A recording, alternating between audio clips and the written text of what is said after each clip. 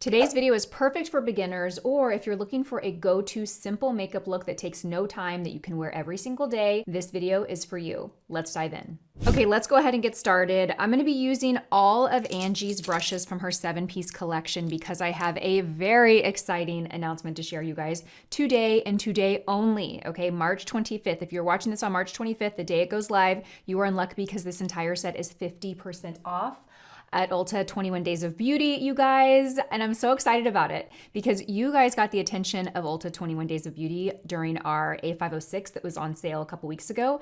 So much we blew it out of the water that they came to us and said, we want to give you guys another day. And so we're doing Angie's 7-piece. It's 50% off today. I'm going to tag in YouTube shopping at ULTA. Grab it. If you're watching this video on Thursday or on Friday, do not fear because on Friday, we're bringing back both deals, the Angie 7-piece set and the Angie A506 for 50% off. So if you didn't catch this on Wednesday when it goes live, but you're watching it before the end of Friday, March 27th, you can grab both of those deals on ULTA 21 Days of Beauty. Okay, let's go ahead and pop right into foundation. Now, the foundation that I chose for this video is without a doubt the Jane Iredale Pure Pressed Base. I love this foundation, and I specifically chose it because it's a very easy, beginner-friendly foundation, but even outside of that, it's just a beautiful foundation. It's got an SPF of 20, so you get additional SPF benefits. It's a mineral-based SPF.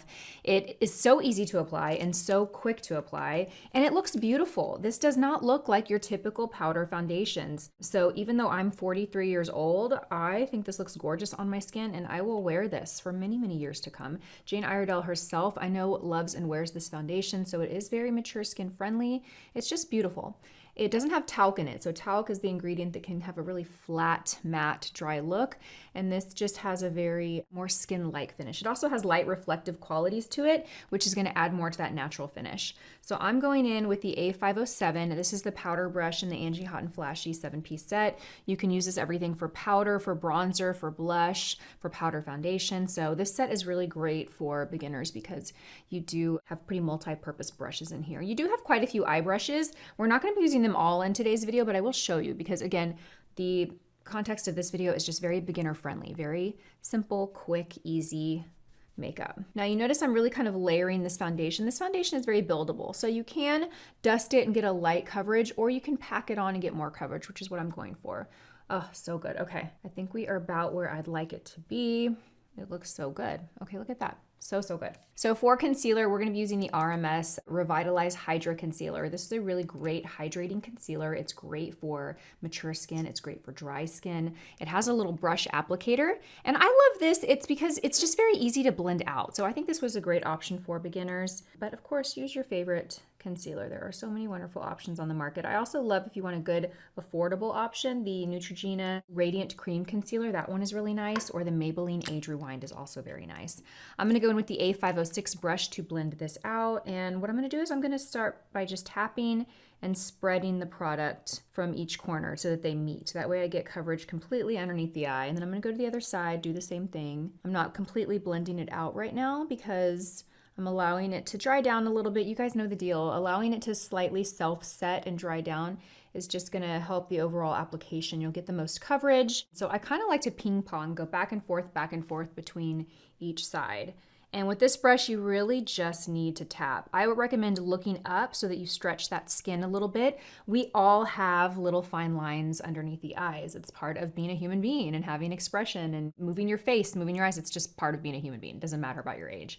Now, I will say every concealer will crease if you apply too much of it, if you don't set it. Now, some are more prone to crease than others because of the formulation. This one's a great one. I wouldn't say that this is really prone to crease, but you really want to pay attention to how you're applying the product to prevent creasing. And stretching the skin like that and really getting in every little crevice is going to help, and avoid over applying. So this is where you want to take your time. Perfect. Okay.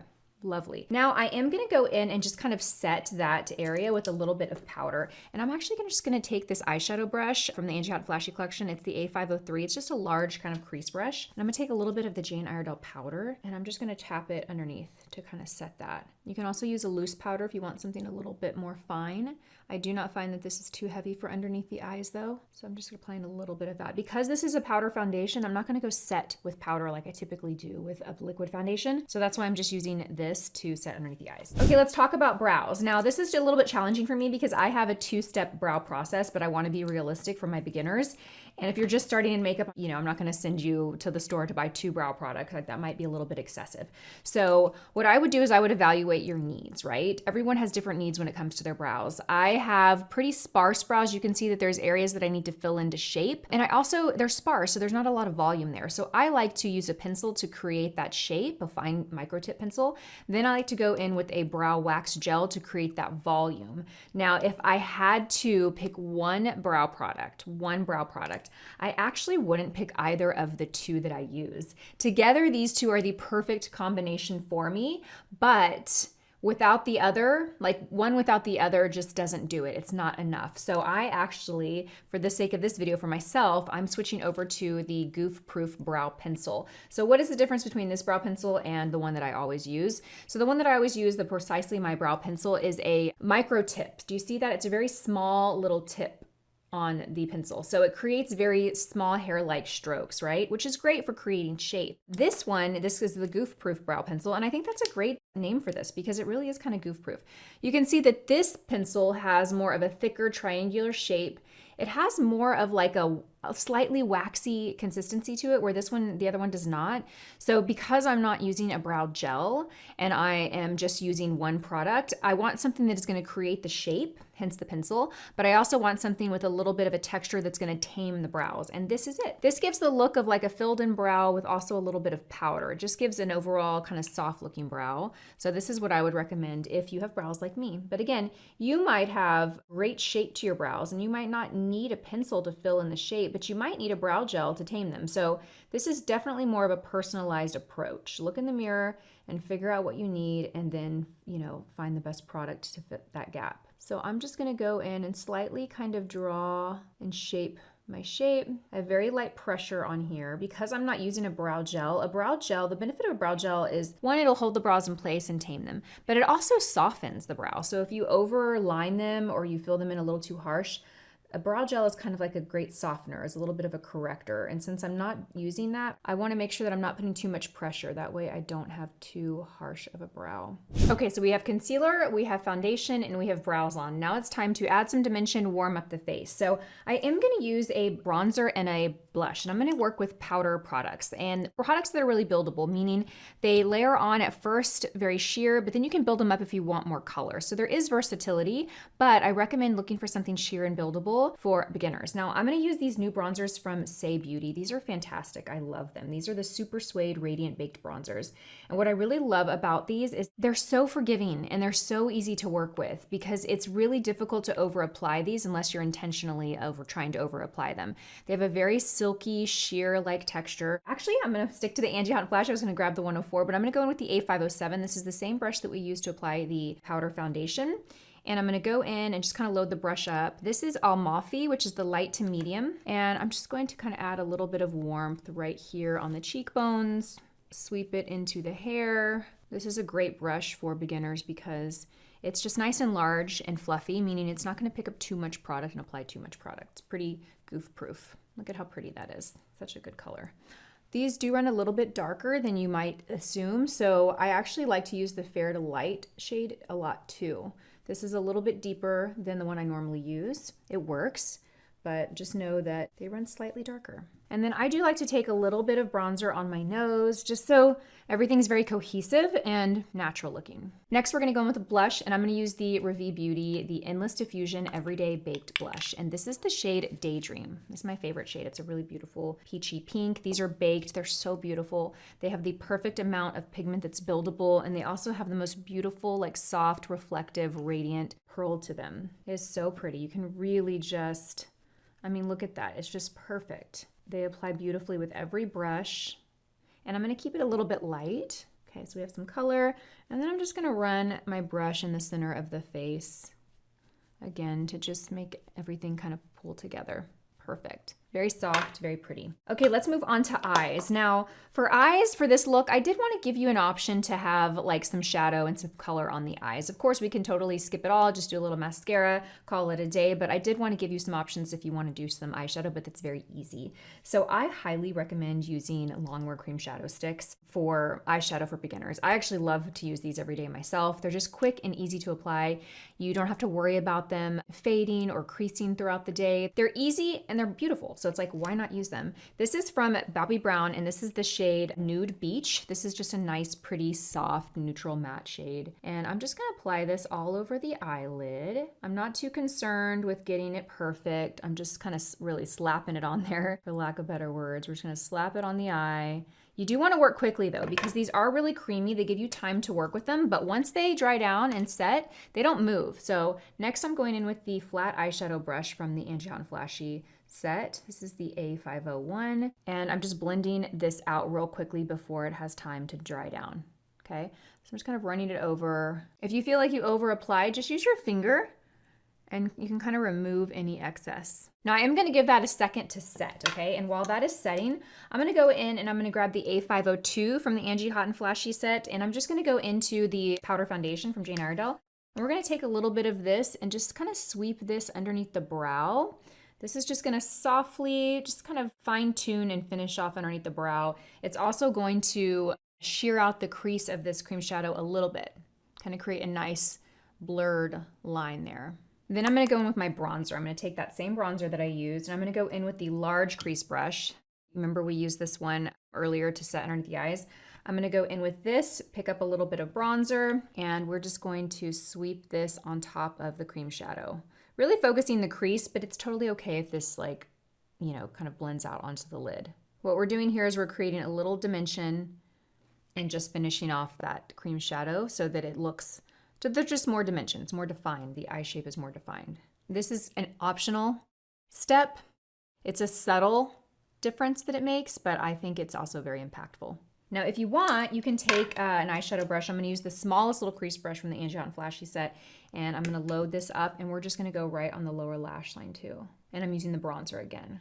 This is just gonna give a little definition, but you can see this is not like an eyeliner, right? It's not real harsh like an eyeliner. It's very soft. Perfect. Okay, last we're gonna give a little definition to the lashes. I'm going in with the Revitalize Beauty eyeliner in the shade Umber. I think these are great for beginners because they are very, very just spreadable, creamy. I'm gonna do a nice thin little line. These get a really beautiful sharp edge on them so you can get a fine tip and have a lot of control. Don't obsess or worry about it being a little messy. These are creamy, so you have time to work with them, okay? So while that is sitting on the eye, I'm gonna go in with the last brush from the Angie Hot and Flashy collection. This is the A505. And I'm actually using all the brushes, you guys. I didn't think I was, but I used every single one of them. And I'm gonna take the tip of this and I'm just going to soften that liner a bit. Just kind of work it into the lashes, softening it up. You wanna work quickly before it dries down because remember, once these dry, just like the cream shadow sticks, they're designed to stay in place and wear all day, which is exactly what we want. But you want to make sure that if you're going to smudge them like I'm doing, that you do it before it dries down. Look at that. Look at how easy that was. That liner is so easy to work with. It's beautiful. And you can really sheer it out too. That's so pretty, and that color is gorgeous. Oh, I love it. Okay, let's go in and do a little mascara. I'm going in with my favorite mascara. This is the Bobbi Brown Smoky Eye Mascara. And I'm just going to coat my lashes.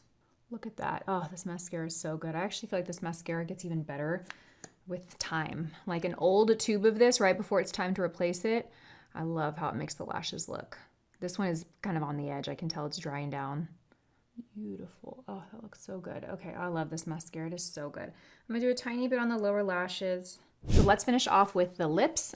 I'm just blotting my lips because I had a little bit of lip balm on. I'm gonna go and line the lips, and I recommend using a lip liner color that is slightly deeper than your natural lip color, unless you have like a lot of color to your lips. I don't have a whole lot of color, so I'm using a lip liner that's about the same undertone, just a little bit deeper. This is Rich Mauve by Makeup by Mario, and I'm just giving some definition by lining my lips. But you wanna stick with a shade that's close to your lip color, that way as it fades throughout the day, it looks natural, you know, and it doesn't look odd when your lip color fades and you've got this harsh liner. And now you can see that I'm kind of filling the lip in a little bit. Perfect, okay. And then for lip color, instead of doing a lipstick and a gloss, I'm picking one color that I think has the best of both worlds. This is the new Hung Van Gogh glossy lip hues. And what I love about these is how pigmented these are. These are like a glossy lip treatment, high shine, but they have a lot of color to them. And I find the color actually lasts. Like it really lasts longer than typical products like this. So I'm gonna go in with this shade. It's a really pretty peachy pink. You just need a little, just squeeze a little bit out first and then kind of just spread it. Ah, so good. I love this applicator. So I'm just spreading it now. So good. Okay, and this is the finished look. Very light, easy, perfect for every day, a go-to look that you can throw on. And you could probably do this in 10 to 12 minutes, I think. I mean, obviously this is a little bit longer because I'm sitting here filming it, but if I were doing this on myself at home, I could knock this out in no time. So I hope you guys found this video helpful. All the products that I used, of course, are tagged in YouTube Shopping. They're also linked down below, but take advantage of 50% off on Angie Hot and Flashy 7-piece set today only at ULTA. Or Friday. If you miss it today on Wednesday, March 25th, you can pick it up on Friday, March 27th. But after that, 21 Days of Beauty is over. And I want to thank you guys too for making our first Ulta 21 Days of Beauty such a success, you guys. I mean, a little humble brag here, but we knocked it out of the park, you guys. So thank you, thank you, thank you. I love you so much, and I'm so grateful for you. I hope you enjoyed this video, and I will see you in my next one. Bye.